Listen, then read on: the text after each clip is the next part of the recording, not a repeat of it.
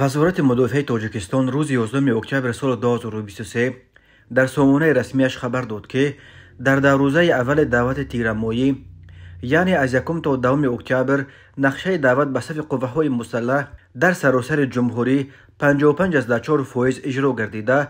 تا امروز در مجموع 15 شهر و ناحیه‌های جمهوری و ولایت مختار کوهستان بدخشان الکی از اجرای پوره نقشه دعوت گزارش دادند. برای مقایسه، در 2 روز اول دعوت تیرمایی سال 2022 نقشه دعوت در سراسر جمهوری 50.2% و در 2 روزه اول دعوت بهار سال جاری همگی 40% اجرا شده بود. مرکز مطبوعات وزارت مدافع نتیجه های به دست آمده را نتیجه های دلخواه و نظررس بها داده ذکر کرده است که ولایت مختار کوهستان بدخشان چون در دعوت های پیشین این نوبت نیز اولین شده در سطح جمهوری الکی در روز 1 دعوت تیرمایی، یعنی 1 اکتبر، از اجرای نقشه پره گزارش داد.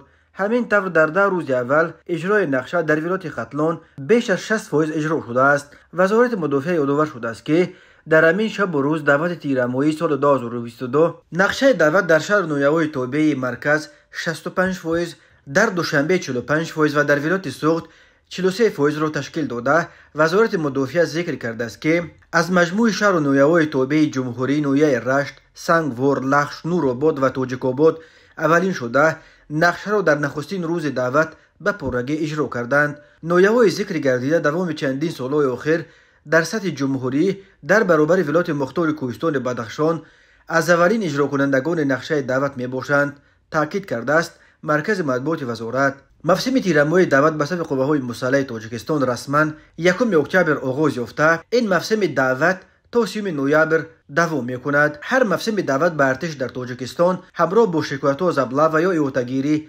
جریان می‌گیرد. ابله و یک شیوه اصلا غیر قانونی است که کارمندان کمیساریات‌های حربی و مقامات محلی جوانان سن و سال دعوتی را در کوچه بازار را دستگیر کرده به خدمت می‌فرستند. در جامعه چنین شیوه‌های مجبوراً به صف ارتش بردن جوانان را محکوم می‌کنند و می‌گویند مقامات حربی باید شرایط را در ارتش خوبتر کنند تا که والدان با دل پر فرزندانشان را به خدمت روان کنند و جوانان نیز از خدمت حربی نگریزند. فعالان جامعه شهروندی از رهبران تاجیکستان چندین بار دعوت کرده بودند که به این تجربه ابله و که آبروی دولت را می‌ریزاند نقطه گذارند.